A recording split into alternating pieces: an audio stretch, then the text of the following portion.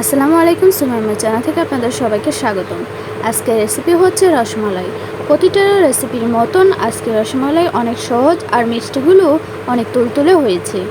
যাদের কাছে সফট রসমালাই ভালো লাগে এই রেসিপিটা তাদের জন্য। তো চলুন বানিয়ে নেওয়া যাক। আমি প্রথমে 2 টেবিল চামচ সিরকা আর সাথে দিয়ে দিচ্ছি 1 টেবিল চামচ পানি।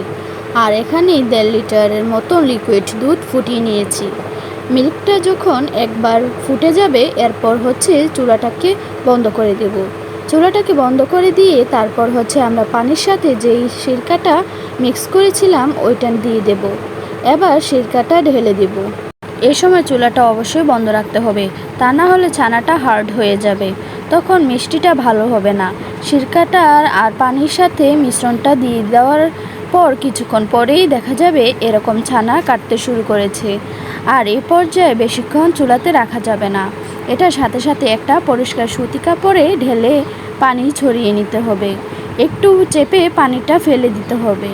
আমি ঘন্টা খানিকের মতন ঝুলিয়ে রেখেছিলাম আর এখন এরকম সফট ছানা হয়ে গেছে। এখন হাত দিয়ে কিছুটা খুলে নিচ্ছি, তারপর হাত দিয়ে এভাবে মেখে নিচ্ছি। হাতে তালু দিয়ে একটু সফট করে মাখতে হবে, তা না হলে ছানা থেকে তেল বের হয়ে যাবে। ওই ক্ষেত্রে এই মিষ্টি ভালো হবে না। এরকম যখন সফট হয়ে গেছে এখন আমরা মিষ্টিগুলোকে বল বানানোর জন্য ছানাটা একদম ঠিক আছে। সবগুলো বল যাতে একই রকম হয় তার জন্য একটা চামচ নিয়ে বানাতে চেষ্টা করবেন। তো এখন হাতে নিয়ে এভাবে ঘুরিয়ে ঘুরিয়ে মিষ্টিগুলোকে বল বানিয়ে নিচ্ছি। আপনি চাইলে সাইজে আরেকটু ছোটও করতে পারেন। তারপর চুলায় আরও একটা পাত্র বসিয়ে তারপর এখানে দিয়ে দিচ্ছি 2 কাপ লিকুইড মিল্ক আর সাথে দিয়ে দিচ্ছি হাফ কাপ চিনি। চিনিটা যার যার টেস্ট অনুযায়ী দিতে পারবেন। মিডিয়াম আছে বেশ কিছুক্ষণ ফুটিয়ে নিয়েছি। আমাদের দুধের এই মিশ্রণটা রেডি হয়ে গেছে। আর এখন চুলাটাকে কমিয়ে রসমালাইয়ের বলগুলোকে দিয়ে দিচ্ছি। মিষ্টি বলগুলো দেওয়া হয়ে গেলে এখন আমি একটা ঢাকনা দিয়ে ঢেকে দেব মাত্র 10 মিনিটের জন্য। আর এই 10 মিনিটে আমাদের রসমালাইটা রেডি হয়ে যাবে।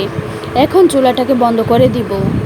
এই রসমালাইটা বানানো এতটাই সহজ যে মিষ্টি বলগুলোকে আপনাকে আলাদা করে শিরাতে দিতে হবে না।